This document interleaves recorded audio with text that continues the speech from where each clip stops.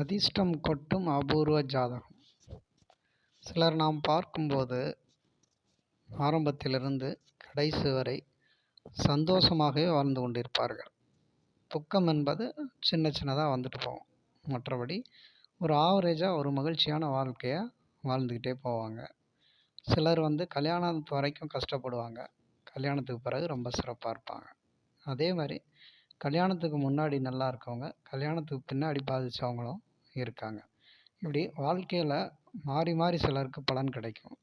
ஒரு சிலருக்கு மட்டும்தான் வாழ்க்கை ஒரு சுமூகமாகவே போயிட்டுருக்கும். பெரிய அளவில் அவங்களுக்கு சோதனைகள் வராது. இழப்புகள் இல்லாமல் இருந்தால் தான் ஒரு மனுஷன் சந்தோஷமாக இருக்க முடியும். அது ஒரு 50 வயசு வரைக்கும் இருந்துட்டால் ஓரளவுக்கு நல்ல ஆவரேஜாக வாழ்க்கைங்கிறது போயிடும்.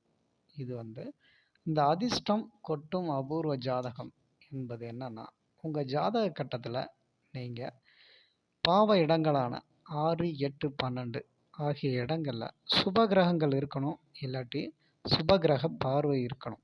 அப்படி இருந்தால் தான் உங்களுக்கு 6ஆம் இடம் சொல்லக்கூடிய நோய் எதிரி கடன் அப்படிங்கிற பிரச்சனைகள் இருக்காது.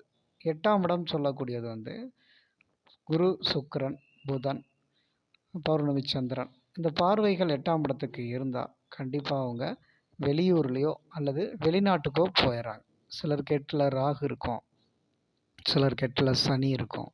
8ஆம் இடத்தை பொறுத்த வரைக்கும் உங்களுக்கு பாவகிரகங்கள் இருந்தாலுமே அதை சுபகிரகங்கள் பார்க்கணும். அப்படி சுபகிரகங்கள் பார்த்தா கண்டிப்பாக அவங்க வெளிநாட்டுக்கு போகக்கூடிய யோகங்கிறது இருக்குது. ஏன்னா சிலர் பரதேசம் போயிட்டாங்க அப்படின்னு முன்னாடி சொல்லுவாங்க. சொந்த ஊர், சொந்த மக்கள் அவங்கெல்லாம் விட்டு வெளியூரில் போய் இருக்க வேண்டிய கட்டாயம் இன்று பல பேருக்கு இருக்குது. ஏன்னா சொந்தக்காரங்களே புறாம பிடிச்சவங்களாம் இருக்காங்க. பக்கத்தில் இருக்கவங்க நம்ம மேலே கோபமாக இருக்காங்க. அப்போ இவங்க முன்னாடி வாழ்கிறதுக்கு நம்ம வெளியில் போய் சம்பாரித்து கடன் இல்லாமல் நிம்மதியான வாழ்க்கைக்கு போகலான்னு சொல்லி நிறைய பேர் வெளிநாட்டுக்கு போயிடுறாங்க. பொதுவாகவே வெளியூர், வெளியிடங்களுக்கு போனவங்க நல்லா இருக்காங்க. இந்த ஊரை விட்டு போனேன்ப்பா, அப்போ தான் என் வாழ்க்கையே மாறுச்சு அப்படின்னு சொல்கிற அதிர்ஷ்டம் அப்படிங்கிறது இது மாதிரியான ஒரு அபூர்வமாக தான் சிலருக்கு நடக்குது. ஏன்னா ஊரை விட்டு எல்லாரும் ஓடிட மாட்டாங்க.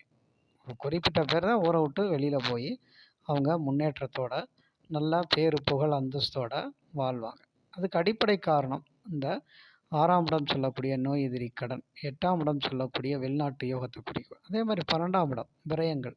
அப்போ உள்ளூரில் இருந்தால் நிறைய விரயம் ஏற்பட்டுக்கிட்டே இருக்கும். அப்போ அவங்கெல்லாம் வெளிநாட்டுக்கு போனாங்கன்னா அதே விபரீத ராஜியாக மாறி, அதாவது கெட்டதே நல்லதாக முடிஞ்சிடும். வெளியூர், வெளியிடங்கள் போனோன்னையும் அவங்க உழைப்புக்கேற்ற ஊதியத்தை விட அதிகமான பணம் கிடச்சி அவங்க பெரிய கோடீஸ்வரர் ஆகக்கூடிய யோகன்றது இருக்குது. இன்றைக்கி நல்லா வாழ்கிறேன் அப்படின்னு சொன்னால் என்ன அர்த்தம்னா, கோடிக்கணக்கில் பணம் சம்பாரித்து இருந்தால் தான் அவன் நல்லா வாழ்கிறான் அப்படின்னு அர்த்தம். முன்னாடியெல்லாம் ஒழுக்கமாக இருக்கார், நேர்மையாக இருக்கார், அவருக்கு தான் வாழ்க்கை உண்டு அப்படியெல்லாம் சொல்லுவாங்க. இன்றைக்கி அது இல்லை. நீ என்னமோ பண்ணு, எனக்கு தேவை நீ பணக்காரனாக இருக்கணும். பணக்காரனாக இருந்தால் தான் உன்னை மதிப்பேன், பணக்காரனாக இருந்தால் சொந்த பந்தம் மதிக்கும் அப்படிங்கிற நிலைமைக்கு அது போயிடுச்சு. அதனால் எல்லாருமே எனக்கு பணம் கிடைக்குமா இல்லையாங்க, கோடீஸ்வரன் ஆகனா இல்லையாங்க அப்படிங்கிற கேள்விகள் வந்துக்கிட்டே இருக்குது. அதுக்கு ஒரே பதில் என்ன அப்படின்னா 8ஆம் இடம், 12ஆம் இடம் சுபத்துவமானவங்க வெளிநாடு, வெளியிடங்களுக்கு போய் நல்ல சிறப்பாக வாழ்க்கையில் முன்னேறக்கூடிய யோகங்கிறது இருக்குது. அதனால் உடனே எல்லாரும் கிளம்புவோம் வெளிநாட்டுக்கு போய் சக்ஸஸ் ஆகும் அப்படின்னு நினைக்கக்கூடாது. அந்த அமைப்பு இருந்தால் மட்டும்தான் வெளிநாடு போவாங்க. நம்ம நினைக்கிறது நடக்கிறது இல்லைங்க. அந்த கட்டம் அந்த திசை வரும் பொழுது தன்னால் கூட்டி போய் உங்களுக்கு அதிகமான வருமானத்தை கொடுத்து உங்களை வெளிநாட்டிலேருந்து கோடீஸ்வரன்